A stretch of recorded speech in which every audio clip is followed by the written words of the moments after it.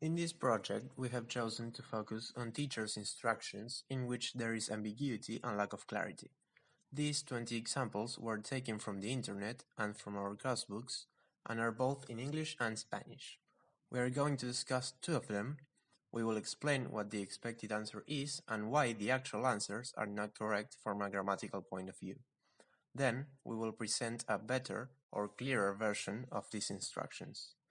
The idea is for future teachers to be aware of ambiguity so as to avoid it in their future exams productions.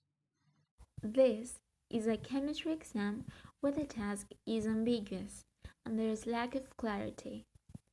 The student's answer was expected to be something like, "It is water that has high mineral content," since they should have the chemistry knowledge previously taught in class in order to develop a full and clear answer. The word hot can be understood in two different ways in this context. The concept hot water has two meanings. The teacher, who has this previously knowledge, knows hot water means water with mineral content, and the student, who didn't know that, wrote ice because he thought of hot water as solid water. Ambiguity is seen in the word hot. The teachers understand hot water as a classifying adjective followed by a noun, and the student as a qualitative adjective preceding a noun. Moreover, the task should be clearer so as to obtain a chemistry meaning of that concept. A way to correct this would be to add a brief but clear task. Briefly explain what hot water is from the point of view of chemistry.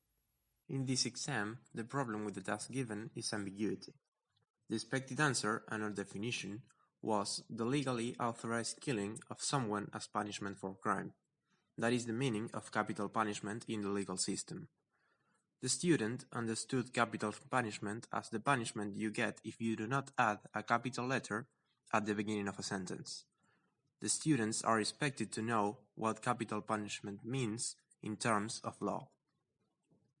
The words capital punishment on the law context are a combination of a classifying adjective plus a common noun, but in the student's line of thought, both words acted as nouns in a noun plus noun combination. A better version is define capital punishment taking into account USA's laws, for example. In English Grammar Introduction, we learned how to classify words semantically, among other things. We learned there are different types of adjectives, as qualitative and classifying adjectives, and different types of nouns. This helped us to understand the ambiguity of the words in these tasks.